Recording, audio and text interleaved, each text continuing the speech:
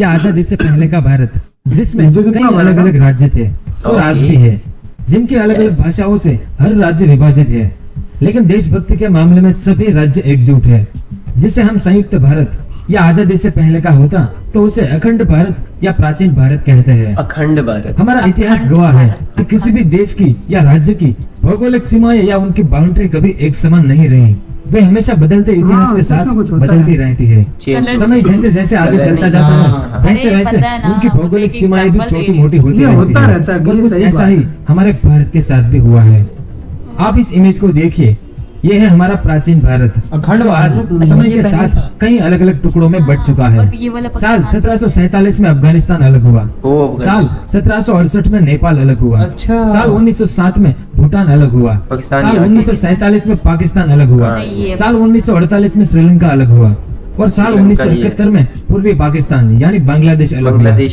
इसके अलावा कई और देश भी शामिल हैं, जिसकी बात हम किसी दूसरे वीडियो में करेंगे और बताएंगे कि किस तरह से हमारे अखंड भारत को तोड़ा गया था। सही तो ये था हमारा अखंड भारत, जो आज छोटे छोटे टुकड़ों में बंटकर रह गया।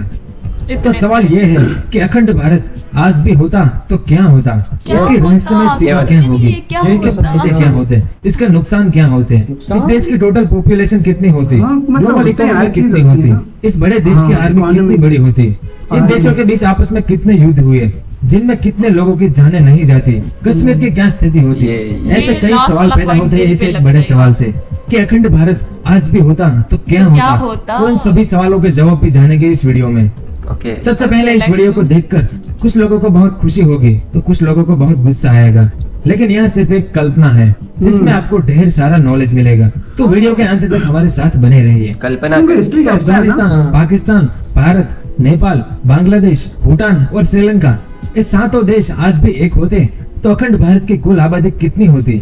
साल 2016 में भारत की कुल आबादी 132 करोड़ से ज्यादा है, पाकिस्तान की 19 करोड़ से ज्यादा है, अफगानिस्तान की 3.5 करोड़, बांग्लादेश की 16 करोड़, नेपाल की 2 करोड़ 90 लाख, भूटान की 8 लाख है और श्रीलंका की 2 करोड़ 8 लाख है। तो कुल मिलाकर अखंड भारत की कुल आबादी 175 करोड़ से भी ज्यादा होती, यानी दुनिया में सबसे ज्यादा आबादी वाला देश अखंड भारत कहलाता, जिसके कुछ फायदे भी हैं और कुछ नुकसान भी। जैसे देश के पास बहुत बड़ा मानव संसाधन होता, ज्यादा से ज्यादा एक्सपोर्ट कर पाते, जिससे देश की जीडीपी ज्यादा होती, लेकिन सामने इतने लोगों को अच्छा खाना मिलना, अच्छा पानी दे पाना, उनकी सेहत का ख्याल रख पाना काफी मुश्किल हो जाता। अब अखंड भारत का सबसे बड़ा राज्य कौन सा होता। अगर एरिया वाइज बात करें तो भारत का सबसे बड़ा राज्य राजस्थान है, और शायद आपको लगेगा कि राजस्थान ही अखंड भारत का सबसे बड़ा राज्य होगा, तो आप बिल्कुल गलत है।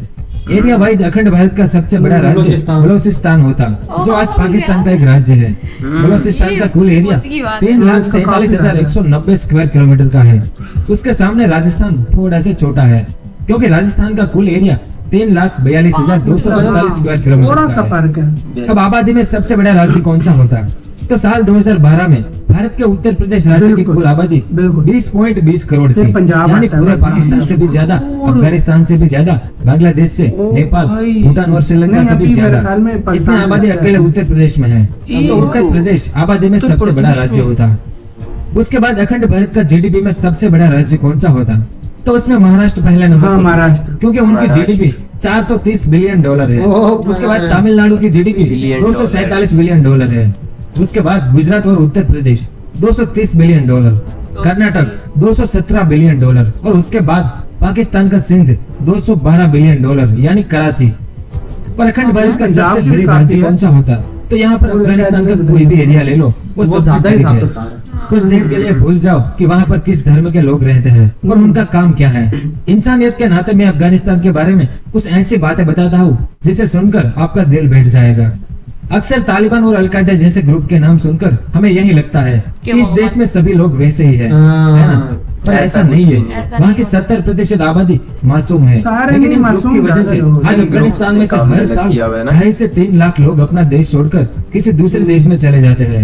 रेफ्यूजीज यानी शरणार्थियों की बात करें तो अब तक 29 लाख लोग पाकिस्तान में आए हैं, 20 लाख लोग पाकिस्तान चले गए, 2 लाख लोग यूरोप में, 1 लाख शरणार्थी अमेरिका में, 10,000 भारत में, जिसमें से ज्यादातर भारत की राजधानी दिल्ली में रहते हैं।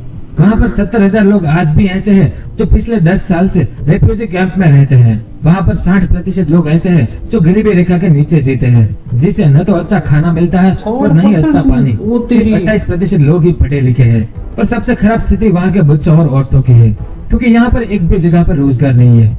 नौकरी और काम नहीं मिले तो लोग क्या खाएंगे? ऐसी स्थिति है आज अफगानिस्तान की। तो अखंड भारत के इस वीडियो के हर मुद्दे में अफगान के निर्दोष लोगों को फायदा ही फायदा होने वाला है। अब बात करेंगे कि आज भी अखंड भारत होता तो कश्मीर की क्या स्थिति होती। वैसे जम्मू कश्मीर राज्य भारत का एक राज्य है, पर आजादी से लेकर आज तक कश्मीर को लेकर भारत और पाकिस्तान लड़ते आए हैं, जिस वजह से आज कश्मीर के एक हिस्से पर पाकिस्तान का कब्जा है। जिस एरिया को पाकिस्तानी लोग आजाद कश्मीर, गिलगिट और बाल्टिस्तान कहते हैं, यानी कश्मीर का 35% हिस्सा आज पाकिस्तान के पास है, ये वाला। तो दूसरे हिस्से पर चाइना का कब्जा है, जिसका नाम अक्साई चीन है, जो 20% एरिया है, और बाकी जम्मू कश्मीर का 45% एरिया क्या यार।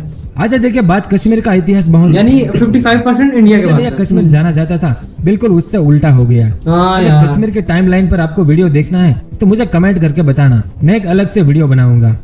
तो अगर अखंड भारत आज भी होता तो कश्मीर की बात ही कुछ और होती। किताबों में कश्मीर को दुनिया का स्वर्ग कहा जाता था, और अभी भी कहते हैं, लेकिन अभी तो कश्मीर शायद आज भी स्वर्ग ही होता।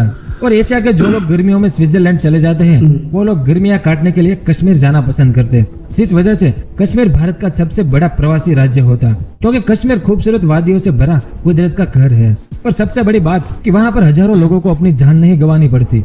मतलब कश्मीर को आज हम जिस नजरिए से देखते हैं, बिल्कुल उससे विपरीत स्थिति होती है।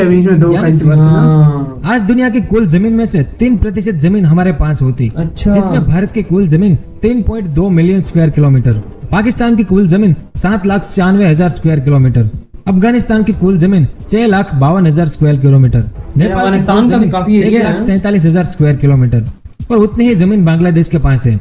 भूटान की कुल जमीन 38,000 स्क्वायर किलोमीटर और श्रीलंका की 65,000 स्क्वायर किलोमीटर। यानी कुल मिलाकर अखंड भारत के पास 51,35,183 स्क्वायर किलोमीटर जमीन होती। पूरे ऑस्ट्रेलिया महाद्वीप से भी बड़ा देश होता, जो रूस, कनाडा, अमेरिका, चाइना और ब्राजील के बाद दुनिया में 6ठा सबसे बड़ा देश कहलाता। आज इन 7 देशों में केवल जासूस और आतंकवादी ही ऐसे हैं जो कभी भी इन देशों में जाने के लिए सक्षम है। लेकिन अखंड भारत होने पर इससे उल्टा होता, आम जनता भी इन 7 देशों के अलग अलग जगहों पर जाने के लिए सक्षम होती, और वो भी बिना किसी रुकावट के। जैसे यदि आप पेशावर में बने बोटी कबाब को खाना चाहते हैं तो आपको ट्रेन पकड़नी पड़ेगी। यदि आपको कोलंबो में बौद्ध धर्म का अध्ययन करने की आवश्यकता है तो आप सरकार से अनुमति लेने के बजाय सीधा बस से जा सकते हैं। आम जनता पूरे देश में स्थानांतरित करने में सक्षम होती। उसके बाद अगर आपने कभी भारत के नोट को गौर से देखा होगा तो उसमें टोटल 17 भाषा लिखी हुई है, आगे हिंदी और इंग्लिश और पीछे बाकी 15 भाषाएं। तो अखंड भारत होता तो हमारी नोट में कुछ और भाषाएं होती, जिसमें नेपाल के नेपाली तो आज भी है, बांग्लादेश की बंगाली भी है क्योंकि वेस्ट बंगाल में वो बोली जाती है। फिर अफगानिस्तान की 2 भाषा पश्तो और दरी भाषा होती। पाकिस्तान में 6 भाषाएं बोली जाती है, जिसमें पंजाबी, सिंधी और उर्दू तो हमारी नोट पर है। पश्तो को हमने अभी गिना। उसके अलावा सरेकी और बलोची भाषा भी होती। भूटान की जोंगखा भी होती है, और श्रीलंका की 3 भाषा में से इंग्लिश और तमिल तो है ही, लेकिन सिंहला भाषा भी होती। यानी अखंड भारत की नोट पर कुल 23 भाषाएं होती। कोस्ट लाइन यानी दरियाई सीमा, समुद्र तट, छोटी अखंड भारत के पास एक विशाल दरियाई सीमा होती, जो पाकिस्तान के जीवानी से शुरू होती और बांग्लादेश से दक्षिण परा में खत्म होती। अगर उसकी लंबाई की बात करें तो अफगानिस्तान, नेपाल और भूटान के पास कोई दरियाई सीमा नहीं है, पर पाकिस्तान के पास 1046 किलोमीटर की दरियाई सीमा है, भारत के पास 7000 किलोमीटर की, श्रीलंका के पास 1340 किलोमीटर और बांग्लादेश के पास 580 किलोमीटर की दरियाई सीमा है। तो कुल मिलाकर अखंड भारत के पास 9,966 किलोमीटर की दरियाई सीमा होती। तो यहाँ पर नेपाल, भूटान और अफगानिस्तान जैसे देशों को बहुत फायदा होता, क्योंकि उन्हें दरियाई सीमा मिलती, जिससे वे दुनिया के देशों के साथ व्यापार कर पाते। तो कुल मिलाकर इस बड़ी दरियाई सीमा से अखंड भारत को एक अच्छा खासा फायदा होता है, क्योंकि इस दरियाई सीमा पर कुल 13 बड़े बड़े पोर्ट यानी बंदर है, जिसमें भारत में 7, बांग्लादेश में 3 और श्रीलंका में 1, जहाँ से बड़ी मात्रा में माल सामान की हेरा फेरी हो पाती। और इतनी बड़ी हेरा फेरी करने के लिए बड़ी संख्या में व्यापारिक जहाज चाहिए। तो उसमें पाकिस्तान के 52 जहाज है, भारत के पास 1675 जहाज है। भारत में बांग्लादेश के काफी है पास बे। 300 से आबादी नहीं देख रहा। बांग्लादेश के पास भी बहुत है। तो कुल मिलाकर 306 2100 जितने व्यापारिक जहाज अखंड भारत के पास होते हैं। पाकिस्तान के पास क्यों इतना कम अब है? कोस्ट लाइन की बात आई है तो एक बहुत ही अहम मुद्दे पर बात करना भी जरूरी है, सीपीईसी लाइन।